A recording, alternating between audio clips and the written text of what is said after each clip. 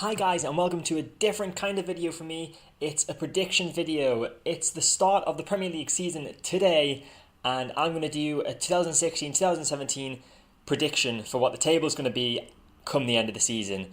The way that this video is going to work, I'm going to run through the teams that I think are going to finish in the places from 20th all the way up to first, so whoever I think is going to win the league, and I'll talk a little bit about why I think they're going to finish where they're going to finish. I've tried to think about this in the most unbiased way possible. Obviously, I am a Liverpool fan, so there are some clubs that I would absolutely despise winning the league, but I've thrown that out the window, as you will see in the predictions ahead. Just finally, before we get into them, I would like to see what your predictions are. If you want to leave a prediction in the comments below, I'll read all of them, and I'll be interested to see what you think.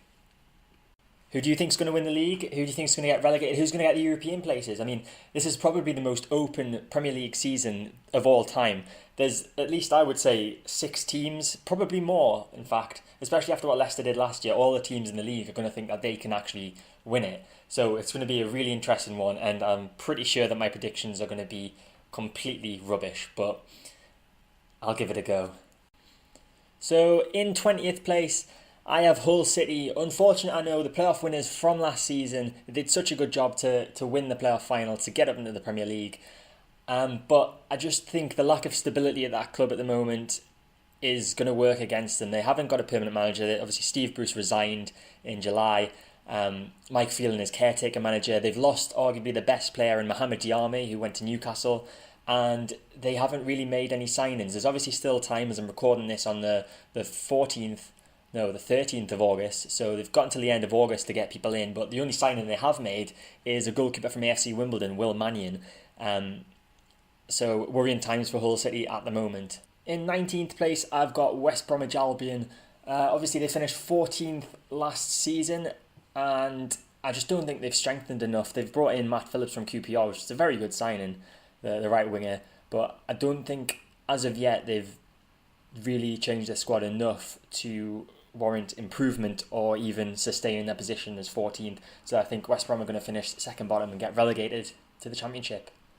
In 18th and the final relegation spot in the Premier League, I've got last season's Championship winners, Burnley. I looked on Wikipedia, and it's quite funny at the top that I think someone's edited it, obviously, to say that the owner isn't investing into the club, rather he's investing in paying the electricity meter, sanding the seats at Turf Moor, and reinforcing the roof or something like that. And you can see in the signings that they've made this summer that they've not really brought in any names that are going to solidify their place in the team. And they lost one of their better players, Joey Barton. He's obviously gone to Rangers, he was released. So I think Burnley are unfortunately going to go down. I think they will battle hard, and it will be very late in the season when they do go down, but I just don't think they've got enough to stay up. In 17th, I've got the final promoted team, Middlesbrough. They have made a few good signings this summer, actually. Victor Fisher, I really rate him from Ajax. I got him in for just about 4 million. Victor Valdez on a free transfer is another good one. Gaston Ramirez did well for them on loan last season, and they managed to get him on a free. So they have made some good signings. I do think they may cause some upsets this season, but it's just such a difficult league to predict this year that I'm going to have to put them in 17th. In 16th place, I've got AFC Bournemouth. They did very well to stay up last season. They've made a few signings this summer, quite a few young players, Jordan Ibe and Brad Smith from Liverpool being 2 of them. And I think they do have it in them to survive this season, but I don't think they're going to push that far up the table, so 16th for Bournemouth. Next up, in 15th, I have Sunderland. I think this is going to be a season of stability for Sunderland, especially with David Moyes coming in. He should be able to steady the ship, and a 15th place finish would be very good for them this season. In 14th, I've got Swansea City, and they have made some pretty good signings in my opinion. Llorente and Borja Baston, the 2 strikers, are very good players, and 14th, I think they could probably finish a bit higher, but 14th is where I'm putting them at. I think they're going to have a much better season than last year, and I think that they're going to do well this year. In 13th, I have Crystal Palace. They've made a few good signings so far this summer, and there's also rumours of them signing Christian Benteke, which I think would be a very good signing for them. Also because we'd be ripping them off and getting over 30 million for him, pretty much repaying us what we paid for him. Steve Mandanda and Andros Townsend, two very good signings. James Tompkins as well. All three permanent transfers in this summer have been pretty damn good for Crystal Palace. And if they can get Benteke on top of that, then it'll have been a pretty good summer of spending for Palace. And they might even finish higher than 13th, but 13th is where I'm going with them as well. In 12th place, I've got Southampton. I think it's going to be a pretty okay season for Southampton. I don't think they're going to do as well as last year. Obviously, they've got the Europa League to concentrate on. It's going to be interesting to see how they handle having the Premier League and then the midweek games of the Europa League. They also lost Mane, Wanyama and Pele, three of the better players, but they have brought in Nathan Redmond, who I rate very highly, obviously from Norwich City. He's a very good player. But I think Southampton are going to be looking at a mid-table finish this year. In 11th, I've got Watford. Obviously, they've got their new manager, Walter Mazzari, replaced Kike Flores over the summer. They've brought in a few players, notably for me anyway, Jerome Sinclair. I think he's got potential. Obviously, he was at Liverpool. He didn't really get that much of a chance, but I think he could be a good player for them. They've obviously kept a hold of Odion Ighalo and Troy Deeney. So I think Watford are going to be safe, solid mid-table this season.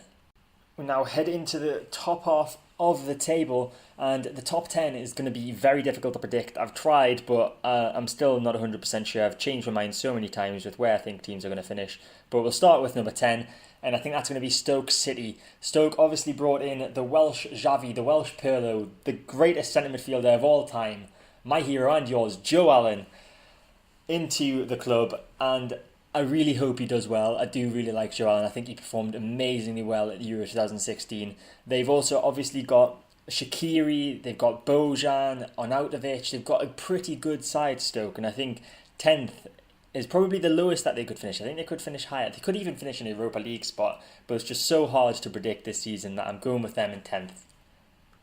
In 9th, I've gone with Liverpool's Merseyside rivals, Everton.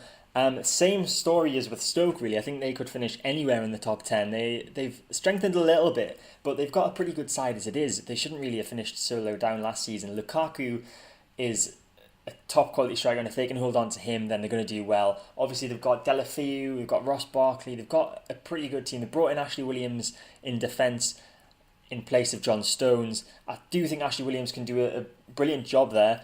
And obviously they brought in Idrissa Gueye from Aston Villa as well. I think he's going to have a good season too. So Everton in 9th, but could finish anywhere. In 8th, I've got a club that's on the rise, West Ham. Obviously the debut season in the Olympic Stadium.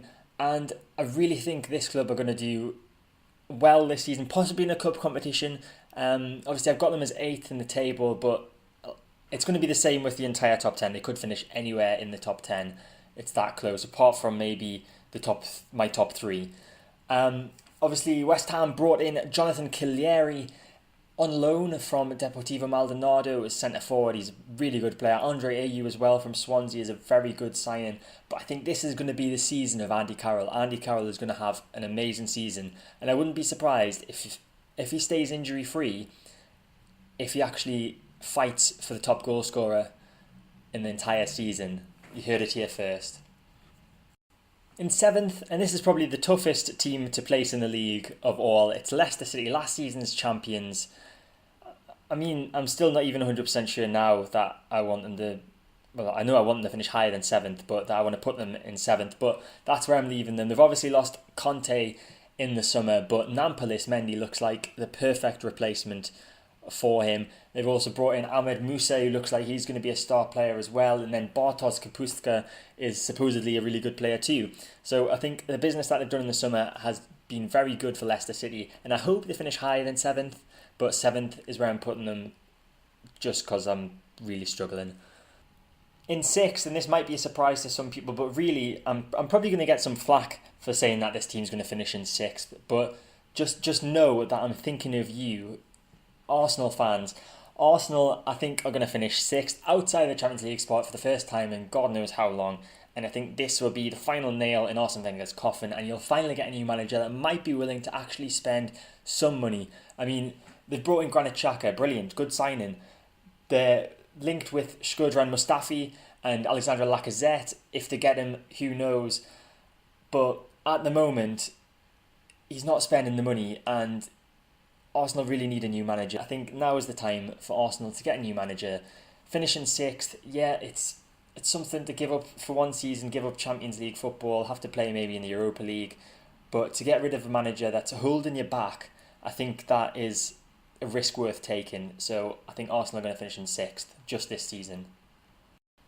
In 5th, I've got Liverpool. Now, it's a struggle because I obviously want them to win the league, but I have to try and think realistically. And we have brought in Sadio Mane, he's a very good player. Gini Wijnaldum, top quality player. But do we have a Champions League worthy side? I think we might be on the borderline. So I don't see us winning the league. I'd love us to, but I think anywhere from 3rd down to 6th is probably where we'll finish. But I've said we'll finish in 5th, so obviously we'll be in Europa League for next season. But you have to bear in mind we don't have any European competition this year, so that's going to be helpful for us, and that could possibly propel us a bit higher up the league. But I'm sticking with 5th for Liverpool. In 4th and the Champions League qualifying place, I've got Tottenham. Tottenham have made 2 signings this summer, and they're 2 very good signings. Victor Wanyama from Southampton and Vincent Janssen from AZ Alkmaar. 2 very good signings to strengthen what's already a pretty strong team. And for Spurs' final season at White Hart Lane, I do think they could finish anywhere in the top 5. But I'm going to stick them in 4th. After last season, they came so close to winning the league title, but they just couldn't do it in the end. It would be lovely. It would be amazing to see Spurs win the league in their final season at White Hart Lane. So we're down to the top 3 now, and the 3 teams left are Manchester City, Chelsea and Manchester United, and I think it's going to be a massive battle for the Premier League title. As I've already said this season, there's going to be lots of teams involved in the mix. But I think in 3rd place, Chelsea are going to finish. They're going to finish in a much better position than last season. They've obviously signed Michy Batshuayi and N'Golo Conte, and they've got their new manager in the former Italy manager Antonio Conte. And I think he's really going to change things around for Chelsea, and they can expect Champions League football again next season. So that obviously leaves the 2 Manchester teams. And in 2nd, I've got Jose Mourinho's Manchester United. They've obviously signed Henrik Mkhitaryan, Zlatan Ibrahimovic, Paul bloody Pogba for ridiculous amounts of money. And if they don't, I don't think they're going to win the league. Although it could happen. It is my bias because I'm a Liverpool fan and I don't really like United. But it's going to be like the 2 favourites for the league, I would say, are Manchester City and Manchester United, simply because of the money that they've spent, the managers that they've got in, and it's going to be really close. Zlatan, great signing. Pogba, great signing. It's going to be such a good season. I think United are going to finish 2nd, which leaves us with 1 team left, 1 place left. So I think that this year's Premier League champions are going to be Guardiola's Manchester City.